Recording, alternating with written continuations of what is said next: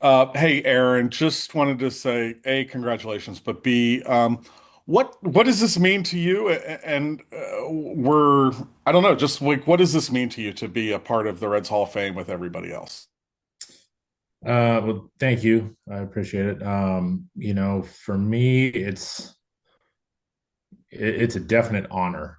I mean, the Reds have such a legacy and history in Major League Baseball. Obviously, being one of the oldest franchises in the sport. And being able to be a part of the limited number of players that have been inducted into the Reds Hall of Fame, players, managers, staff. And being able to go to some of the galas and see the event and playing with guys that are in it, playing with guys that I'm going in with or played against them, it's pretty cool. I'm really excited for this. To just have a legacy in Cincinnati is such a huge deal. And, that's where I spent majority of my career and, have so many friends and family friends back there that we still keep in touch with to this day. And, it's such an amazing city and the fan base is awesome and, just so genuine and down to earth. And I mean, they love the Reds, and it's such a neat place to play. I was going to ask if you've been training so that you're ready for Sean Casey's hug. Yeah, I'm gonna definitely up my workout uh, regime before I get out there to be able to take the brunt of that. So, because I know it'll be coming.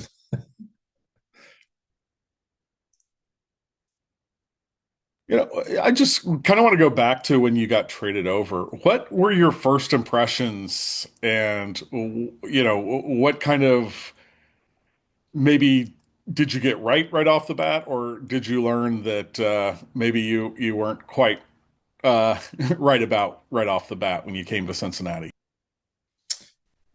Obviously I had played there the year before in the old ballpark, and before when it was half of Great American Ballpark was built into the left center field area of Synergy Field.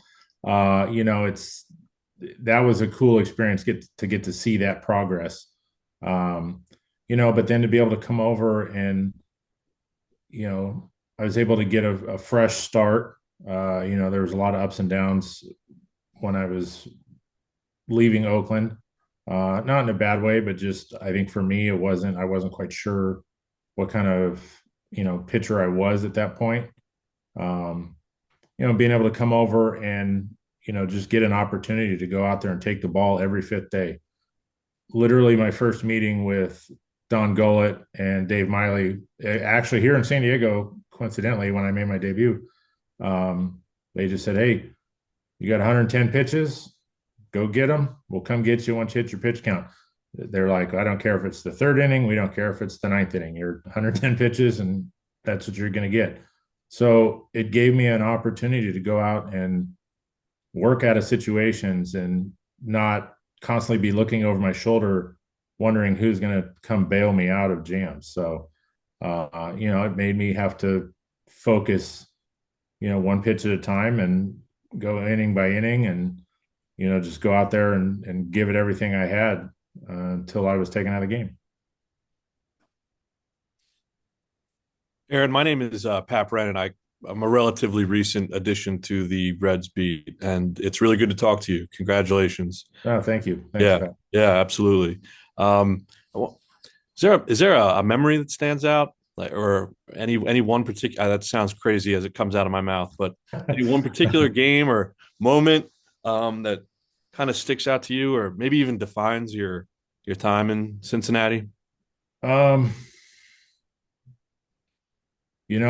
probably one that always comes back to me is my first complete game in the big leagues. It was a complete game shutout.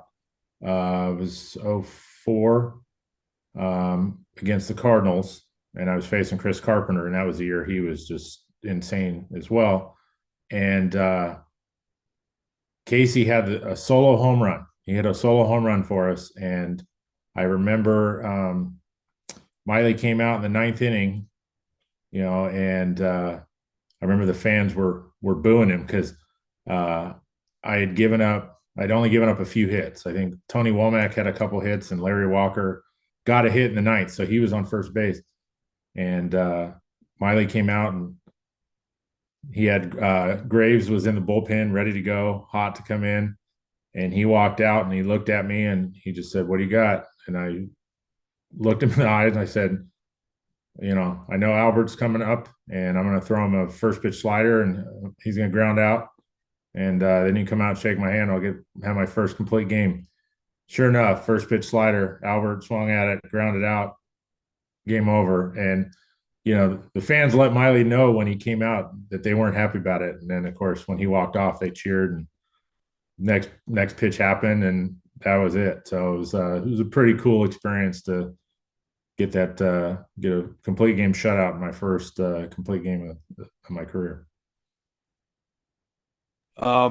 This the current group just broke through and got to the playoffs this past season. Obviously, they experienced it on the road. I think, I mean, obviously, a lot of people in town are hoping they're able to bring the postseason physically back to Cincinnati. Yeah. You've experienced being on contenders and playoff teams in this city.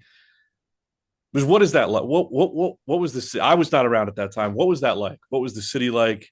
I mean, you guys were probably the big deal. I feel comfortable saying in town sports wise at that period. Yeah. That 2010, that was it was crazy. The house was, stadium was packed every night, and the fans were just constantly. You'd see them around town, and oh yeah, hey, keep it going, keep it going. We want to get in the playoffs, and it's just an amazing atmosphere. Um, Obviously, I have been back a few times, and so the way it's built up around the stadium too, I've seen on video. You know, I mean, it's got to be even crazier. So with all the area down there to watch the games from too. So I'm looking forward to coming back in April, and I want him to keep going. I watched last year. Was texting with Tito because he was actually my bench coach my second year with the A's. So I've known Tito for quite a while, and so he does an amazing job. He's just an amazing manager, amazing person, and he gets the most out of his players. And I think having him around and him really letting these players develop into the type of the best they can be. Is huge. So I think with him around and, Ellie kind of getting his feet, keeping his feet under him the whole year, and really just everybody working together. I mean, that team's got to be a family, to get the most out of each other and support one another. And I mean, they're all your brothers, and you got to go out in there and back each other up. And I mean, that's what championship teams do. So. Go ahead, Michael. I see your hands up. Update. Yes, absolutely. What pitching coach over the course of your career really got through to you? And from the time you came in, maybe to your peak in the majors, what did you have to improve? What were kind of the main improvements that you had to make to become a player that lasted it? The pitching. I had a few pitching coaches that were kind of a big part for me. When I first came over to Cincinnati, I mean, Don Gola was there, and Tom Hume was a huge, support for me, and just was constantly there to, pass on knowledge that he had attained over his career playing and coaching. And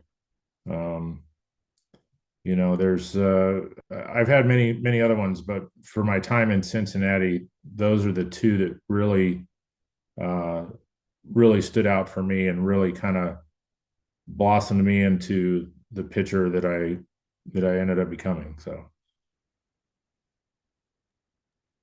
I actually have one for you, Aaron. Some would say that this is an especially big honor for a guy that pitched 8 seasons in Great American Ballpark. How would you talk or how would you explain your secret to the success pitching here in what many consider a smaller ballpark?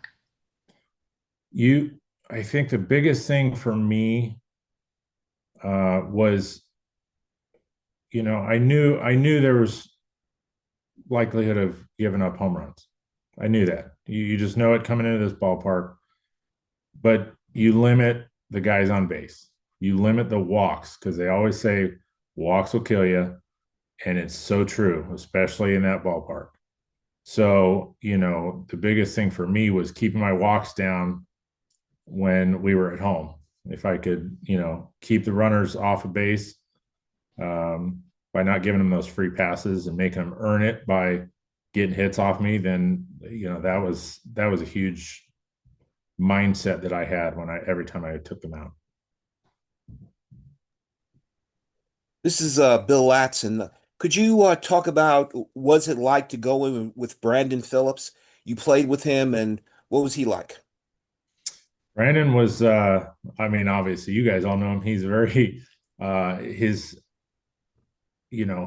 aura, his, personality was so huge. But, he, you hear from other guys that, you played with later on or before, they didn't like him when he was opposing them, but when you were on his team and you were around him and you really know the type of person that Brandon is, he was an amazing talent. And you always knew that you were going to get the best out of him every single day. And his attitude, obviously, his smile on the field. I mean, he was just loose all the time. And, that, brings looseness to the rest of the dugout. That when they're having fun and when he's out there having fun, and his demeanor just brings out a different side to a team. Thank you. Anything else for Aaron? Thanks, Aaron. You're welcome to hang on. We're gonna have Reggie here's up next. I see Reggie's here, but you're welcome to hang around, and if you want to also just sit around and listen to it. But thanks for joining us, Aaron. All right. Well, yeah, appreciate it. Thank you, guys. Thanks, Aaron.